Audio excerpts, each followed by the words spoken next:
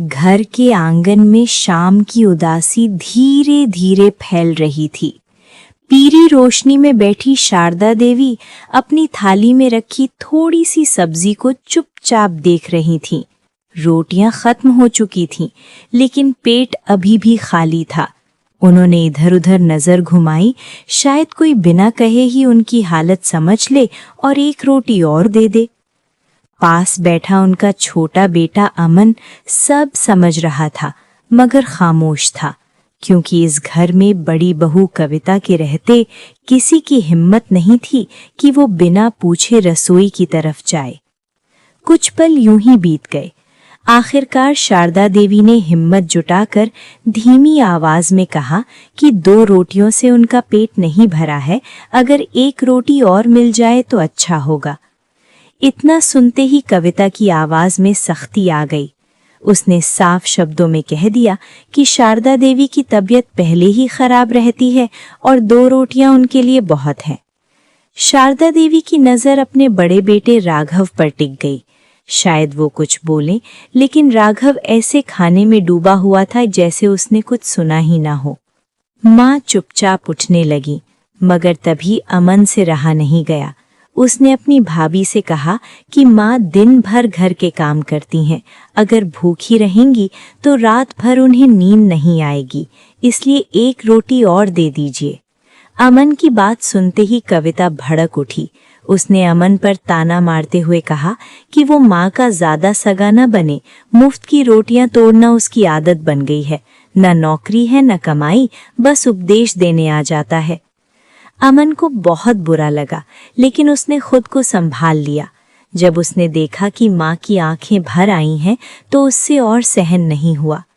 उसने अपनी थाली से एक रोटी उठाकर शारदा देवी की थाली में रख दी और कहा कि माँ ये रोटी खा लें, आज वो एक ही रोटी खा लेगा।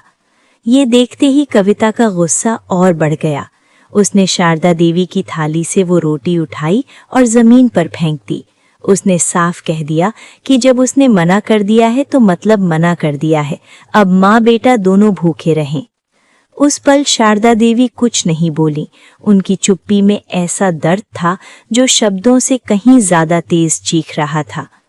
अमन की आंखों में आंसू आ चुके थे और घर की दीवारें जैसे इस अपमान की गवाह बन चुकी थीं।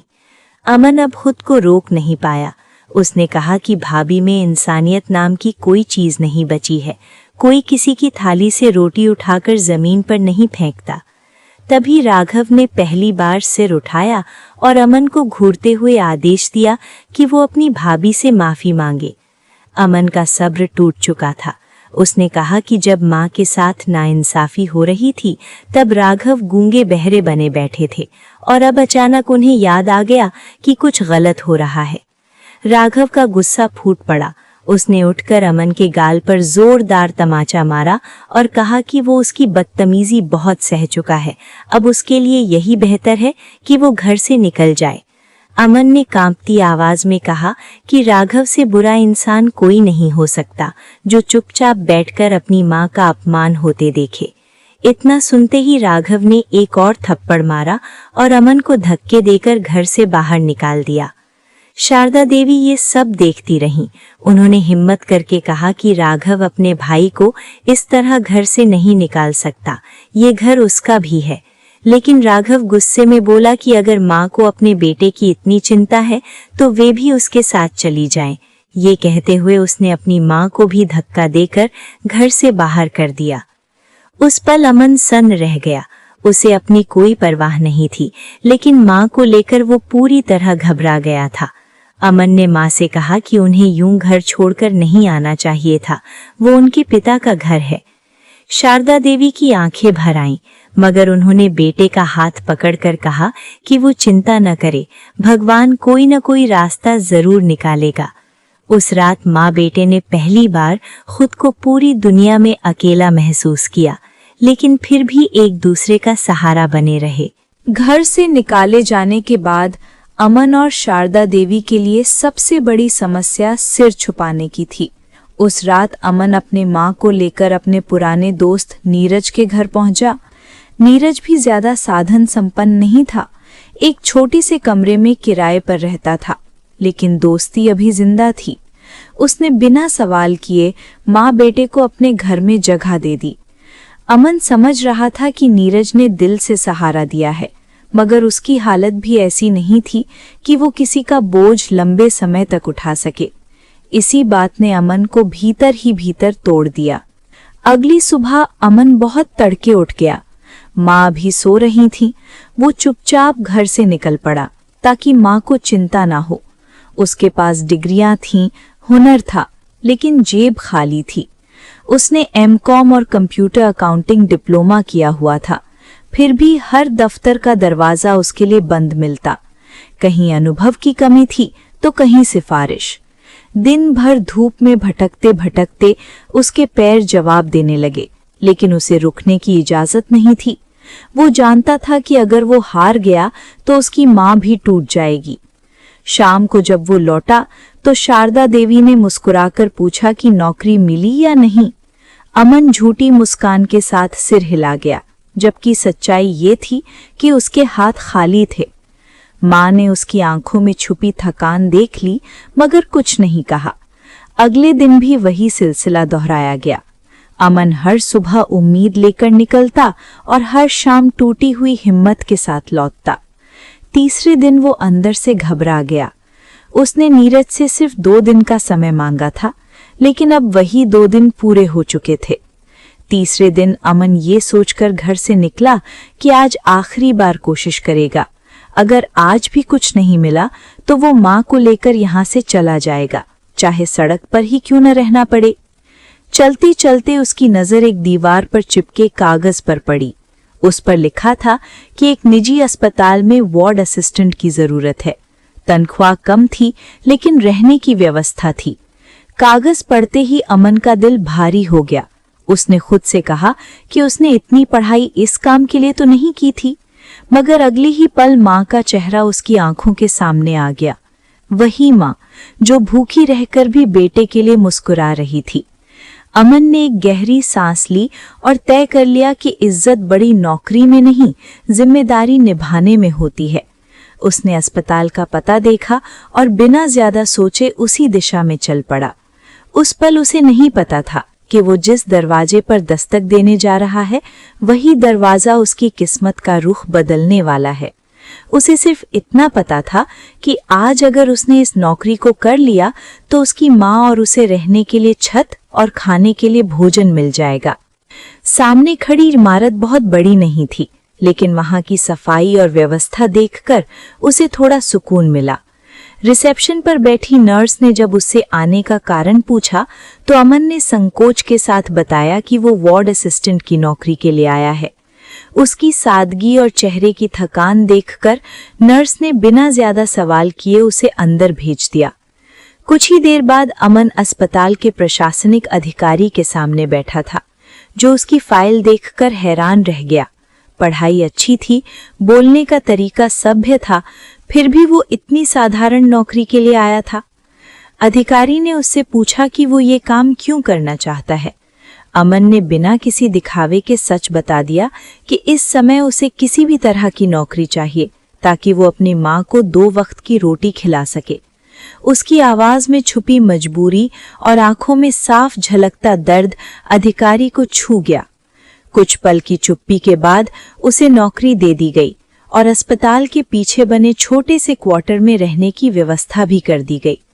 अमन के लिए किसी वरदान से कम नहीं था। उस शाम जब अमन अपनी माँ को लेने नीरज के घर पहुंचा और उन्हें बताया कि उसे नौकरी मिल गई है, तो शारदा देवी की आंखों में सुकून के आंसू आ गए। उन्होंने भगवान को धन्यवाद दिया और बेटे को आशीर्वाद दिया। अमन ने माँ से सच नहीं कहा कि वो अस्पताल में वार्ड असिस्टेंट का काम करेगा। उसने बस इतना कहा कि वो दफ्तर में हिसाब किताब का काम करेगा, क्योंकि वो नहीं चाहता था कि माँ बेवजह चिंता करें। शारदा देवी बेटे की बातों पर भरोसा करके खुश हो गईं। अगले दिन से अमन अस्पताल में पूरी ईमानदारी से काम करने लगा। वो सुबह सबसे पहले पहुंचता और देर शाम तक काम करता। सफाई हो, मरीजों की मदद हो या किसी नर्स को सहारा देना हो, अमन हर काम पूरे मन से करता। कई बार लोग उसे छोटा समझकर आदेश देते, लेकिन वो चुपचाप सब सह लेता। उसके मन में बस एक ही बात थी कि ये नौकरी उसकी माँ की जिंदगी से जुड़ी हुई है। दिन बीतते गए। अमन को अब इस काम की आदत पड़ गई थी। कभी कभी जब वो थक कर बैठता तो सोचता कि शायद उसकी किस्मत में यही लिखा था। बड़ी बड़ी नौकरी के सपने अब धुंधले पड़ चुके थे, लेकिन माँ की मुस्कान उसे हर दिन नया हौसला दे देती थी। वो खुद को समझाता कि इज्जत काम से नहीं, नीयत से मिलती है। महीने के आखिर में जब पहली तनख्वाह मिली तो पहली तनख्वाह हाथ में आते ही अमन की आंखों में आंसू आ गए। वो नोटों को बार बार गिनता रहा, जैसे यकीन ही नहीं हो रहा हो कि ये मेहनत की कमाई है। पिता के जाने के बाद पहली बार उसने अपने हाथ में इतना पैसा देखा था। उसके मन में सबसे पहला ख्याल माँ का आया।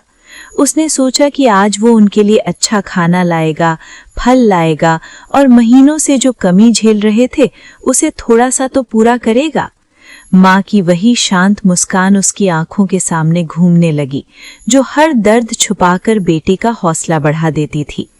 अमन जैसे ही अस्पताल के बाहर निकला, तभी एक औरत रोती बिलखती उसके सामने आ खड़ी हुई। उसकी आंखें सूजी हुई थी और चेहरे पर ऐसी बेबसी थी जिसे देखकर दिल बैठ जाए।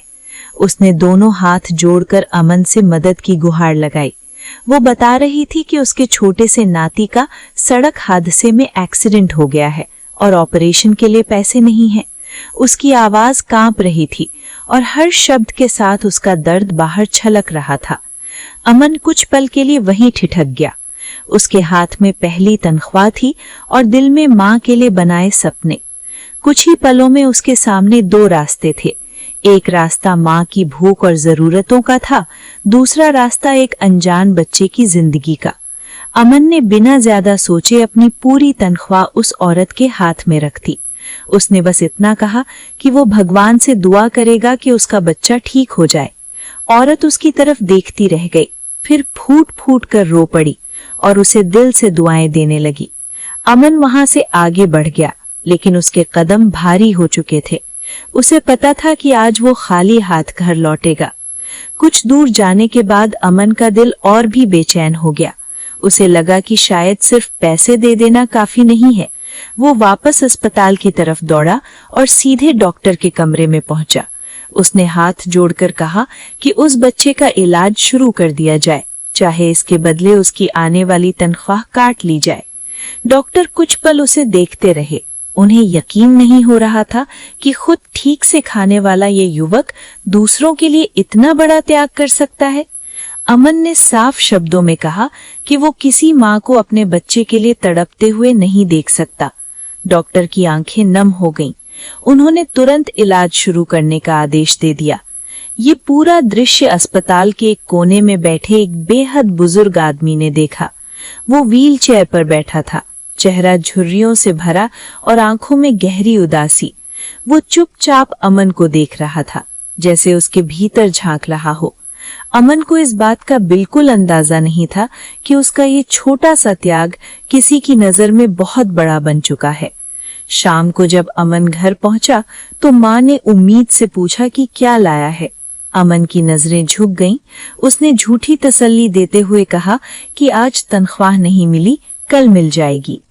शारदा देवी ने बिना सवाल किए सूखी रोटी अचार के साथ खा ली। ये दृश्य अमन के दिल को चीर गया। वो बिना खाए ही बिस्तर पर लेट गया। उस रात अमन को नींद नहीं आई। माँ की सूखी रोटी खाते चेहरे और अस्पताल में रोती हुई उस औरत की आवाज उसके मन में बार बार गूंज रही थी। वो सोच रहा था कि क्या उसने सही किया। पहली तनख्वाह यूं ही दे देना आसान फैसला नहीं था, मगर उसका दिल मानता था कि उसने कोई गलत काम नहीं किया। शारदा देवी बिस्तर पर लेटी हुई बेटे के माथे पर हाथ फेरते हुए बोली कि भगवान देर करता है, अंधेर नहीं। अमन मुस्कुराने की कोशिश करता रहा, लेकिन भीतर से वो टूट चुका था। अगली सुबह वो रोज की तरह अस्पताल पहुंचा और अपने काम में लग गया। वो सफाई कर रहा था कि तभी उसे लगा कोई उसे ध्यान से देख रहा है।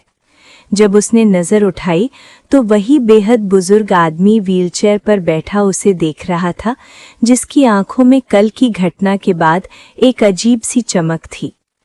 अमन ने सिर झुकाकर अपना काम जारी रखा। वो नहीं जानता था कि उसकी हर हरकत किसी के दिल में गहरी छाप छोड़ चुकी है। शाम ढलने से पहले अस्पताल के गेट पर अमन के पास 2 अनजान आदमी आए। उन्होंने बड़े अदब से उसका नाम पूछा और उसके हाथ में एक चाबी और कुछ कागज थमा दिए। उन्होंने बस इतना कहा कि ये उसके लिए एक सरप्राइज है और वो इन कागजों को घर जाकर आराम से पढ़े। ये कहकर वे लोग वहां से चले गए। अमन कुछ देर तक उन्हें जाते हुए देखता रहा। उसके मन में डर भी था और उत्सुकता भी। आजकल धोखाधड़ी की कहानियां बहुत सुनने को मिलती हैं, इसलिए उसका दिल घबरा रहा था। घर पहुंचकर शारदा देवी ने जब पूछा कि दरवाजे पर कौन था, तो अमन ने उन्हें सारी बात बता दी। माँ बेटा दोनों ही कागज देखकर परेशान हो गए। अमन ने वो खत खोलकर पढ़ा। उसमें लिखा था कि किसी ने अस्पताल में उसके व्यवहार को देखा है और उससे प्रभावित होकर उसे अगले दिन एक पते पर बुलाया जा रहा है। खत पढ़ते ही अमन की धड़कन तेज हो गई। उसे डर लग रहा था कि कहीं ये कोई चाल न हो।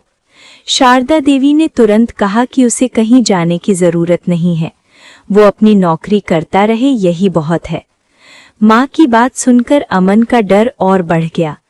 वो पूरी रात यही सोचता रहा कि अगर उसके साथ कुछ गलत हो गया तो माँ का क्या होगा। उसने तय कर लिया कि वो उस पते पर नहीं जाएगा, लेकिन मन के किसी कोने में एक छोटी सी उम्मीद भी थी। वो सोचने लगा कि जरूरी नहीं कि हर अनजान बुलावा बुरा ही हो सकता है भगवान किसी रूप में उसकी मदद करने वाले हों। ये सोच उसके मन को बेचैन कर रही थी। अगले दिन अस्पताल में काम करते हुए उसका ध्यान बार बार उस खत पर चला जाता जो उसने जेब में संभाल कर रखा था। उसका दिल कह रहा था कि वो जाए, मगर दिमाग रोक रहा था। आखिरकार उसने भगवान का नाम लिया और तय कर लिया कि वो उस पते पर जाएगा, लेकिन बहुत सतर्कता के साथ। अमन सुबह सुबह ही उस पते की ओर निकल पड़ा। उसके कदम भारी थे और दिल में अनजाना सा डर समाया हुआ था। वो बार बार पीछे मुड़कर देखता, जैसे कोई उसका पीछा कर रहा हो। पता शहर के पुराने लेकिन पौश इलाके में था। सामने एक बड़ी सी कोठी खड़ी थी, जिसके गेट पर सुरक्षा गार्ड मौजूद थे। अमन ने जैसे ही पता बताया, गार्ड ने बिना कोई सवाल किए उसे अंदर जाने दिया। ये देखकर उसका डर और बढ़ गया, क्योंकि वो समझ नहीं पा रहा था कि एक मामूली सफाई कर्मी को ऐसी जगह क्यों बुलाया गया है। अंदर पहुंचते ही एक नौकर उसे ड्राइंग रूम में ले गया। थोड़ी देर बाद वही बुजुर्ग आदमी वहां आया जिसे अमन ने अस्पताल में देखा था। आज वो साधारण कपड़ों में नहीं, बल्कि बेहद सलीकेदार सूट में था। उसकी आंखों में अपनापन था और चेहरे पर हल्की मुस्कान। अमन घबराकर खड़ा हो गया। बुजुर्ग ने उसे बैठने का इशारा किया और बड़े प्यार से उसका हालचाल पूछा। अमन को अब भी विश्वास नहीं हो रहा था कि ये वही आदमी है जो कल तक अस्पताल के बेड पर लाचार पड़ा था। कुछ पल की खामोशी के बाद रघुवीर सिंह ने बताया कि उसका नाम रघुवीर सिंह है और वो शहर के जाने माने उद्योगपतियों में से एक है। अस्पताल में दिल का दौरा पड़ने के बाद वो जिंदगी और इंसानों को नए नजरिए से देखने लगा था। उसने बताया कि उस दिन अमन ने बिना किसी लालच के जो मदद की थी, वही बात उसे भीतर तक छू गई। उसने कहा कि आज के जमाने में लोग मदद से पहले अपना फायदा देखते हैं, लेकिन अमन ने ऐसा कुछ नहीं किया। अमन ने सिर झुकाकर बस इतना कहा कि उसने वही किया जो उसे सही लगा।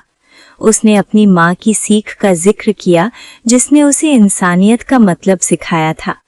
ये सुनकर रघुवीर सिंह की आंखें भर आईं। उन्होंने बताया कि उनके पास सब कुछ है, दौलत, नाम, शोहरत, लेकिन अपनापन और सच्चाई बहुत कम लोगों में बची है। अमन की ईमानदारी ने उन्हें अपने जीवन की एक बड़ी कमी का एहसास कराया। इसके बाद रघुवीर सिंह ने अमन के सामने एक प्रस्ताव रखा। उन्होंने कहा कि वो अमन की जिंदगी बदलना चाहते हैं, लेकिन भीख या दया के तौर पर नहीं, बल्कि उसके स्वभाव के सम्मान में। उन्होंने अमन को अपने एक ट्रस्ट में नौकरी देने की बात कही, जहां वो लोगों की मदद से जुड़ा काम करेगा और उसकी तनख्वाह भी अच्छी होगी। अमन ये सब सुनकर सन्न रह गया। उसे लगा जैसे वो सपना देख रहा हो। उसे अपनी माँ का चेहरा याद आ गया, जो हमेशा उसकी मजबूरी से दुखी रहती थी। अमन ने तुरंत कोई जवाब नहीं दिया। उसने कहा कि वो माँ से पूछे बिना कोई फैसला नहीं ले सकता।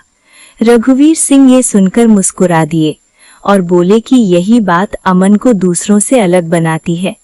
उन्होंने उसे 2 दिन का समय दिया और जाते वक्त कहा कि चाहे वो हाँ कहे या ना, उनकी नजरों में अमन हमेशा इज्जत के काबिल रहेगा। कोठी से बाहर निकलते वक्त अमन का दिल तेजी से धड़क रहा था। आज पहली बार उसे लगा कि शायद उसकी मेहनत और अच्छाई बेकार नहीं जाएगी। आसमान की ओर देखकर उसने मन ही मन भगवान का शुक्रिया अदा किया और सोचा कि अब उसकी जिंदगी सचमुच एक नए मोड़ पर खड़ी है। अमन उस शाम बहुत देर से घर पहुंचा। उसके चेहरे पर थकान के साथ साथ एक अजीब सी उलझन भी साफ दिखाई दे रही थी। शारदा देवी ने बेटे को देखते ही समझ लिया कि उसके मन में कुछ चल रहा है। उन्होंने बिना कुछ पूछे उसे पानी दिया और चुपचाप उसके पास बैठ गईं। कुछ देर की खामोशी के बाद अमन ने कोठी में हुई हर बात, रघुवीर सिंह का प्रस्ताव और अपनी दुविधा सब कुछ माँ के सामने रख दिया। बोलते बोलते उसकी आवाज भर आ गई, क्योंकि उसे डर था कि कहीं माँ उसे मना न कर दें। शारदा देवी बहुत ध्यान से सुनती रहीं। उनके चेहरे पर न तो खुशी थी न ही डर, बस एक गहरी सोच दिखाई दे रही थी। जब अमन चुप हुआ तो उन्होंने उसके सिर पर हाथ रखते हुए कहा कि जिंदगी में बड़े मौके बार बार नहीं आते, लेकिन उन्होंने ये भी साफ किया कि पैसा या पद कभी भी इंसानियत से बड़ा नहीं होना चाहिए। उन्होंने अमन से पूछा कि क्या वो इस नई नौकरी में भी उसी सच्चाई और ईमानदारी से काम कर पाएगा जैसे अस्पताल में करता था। अमन ने बिना सोचे जवाब दिया कि वो अपनी माँ की परवरिश कभी नहीं भूलेगा। माँ की आंखों में ये सुनकर सुकून उतर आया। उन्होंने कहा कि अगर कोई तुम्हारी अच्छाई देखकर तुम्हें आगे बढ़ाना चाहता है तो उसे ठुकराना भी अहंकार हो सकता है। भगवान ने शायद तुम्हारे धैर्य की परीक्षा ले ली है और अब फल देने का समय आ गया है। शारदा देवी ने अमन को आशीर्वाद दिया और कहा कि वो रघुवीर सिंह का प्रस्ताव स्वीकार कर ले। ये सुनते ही अमन की आंखों से आंसू बह निकले। पहली बार उसे लगा कि उसकी जिंदगी सचमुच उजाला आने वाला है। अगले दिन अमन पहले डॉक्टर के पास गया। उनसे अपनी इस नई नौकरी के बारे में बात की। तब डॉक्टर खुश होते हुए बोला कि मैं तुम्हारी कामयाबी पर बहुत खुश हूँ। जाओ, भगवान तुम्हें बहुत तरक्की दे। उसके बाद में वो रघुवीर सिंह से मिलने पहुंचा। उसने पूरे आत्मविश्वास के साथ उनका प्रस्ताव स्वीकार कर लिया, लेकिन एक शर्त के साथ। उसने कहा कि वो अपनी माँ को भी अपने साथ ही रखेगा। इसके लिए उसे छोटे से घर की आवश्यकता होगी। उसे कोई दिखावा नहीं चाहिए, बस एक छोटा घर चाहिए। रघुवीर सिंह ये सुनकर बहुत प्रभावित हुए। उन्होंने अमन से वादा किया कि उसकी सादगी और मूल्यों का पूरा सम्मान किया जाएगा। नई नौकरी के पहले ही दिन अमन को एहसास हुआ कि ये काम सिर्फ रोजगार नहीं बल्कि सेवा है। वो जरूरतमंदों की मदद करता, अस्पतालों में दवाइयां पहुंचवाता और गरीब बच्चों की पढ़ाई के इंतजाम में जुटा रहता। हर चेहरे पर मुस्कान देखकर उसे वही सुकून मिलता जो कभी माँ को सूखी रोटी खाते देखकर भी उसे इंसानियत निभाने की ताकत देता था। शारदा देवी अब पहले से ज्यादा शांत और संतुष्ट रहने लगी थीं। उनका बेटा भले ही बड़े लोगों के बीच काम करने लगा था, लेकिन उसके संस्कार अब भी वही थे। मोहल्ले में लोग अमन की मिसाल देने लगे। अमन जानता था कि ये शुरुआत है, मंजिल अभी दूर है, मगर अब उसके दिल में डर नहीं बल्कि भरोसा था कि सच्चाई और मेहनत कभी खाली नहीं जाती। नई नौकरी में अमन को कुछ ही महीने हुए थे, लेकिन उसने अपने काम से सबका भरोसा जीत लिया था। ट्रस्ट के जरिए वो रोज किसी न किसी जरूरतमंद की मदद करता और हर काम को ऐसे करता जैसे वो उसका अपना हो। रघुवीर सिंह भी उस पर पूरा विश्वास करने लगे थे।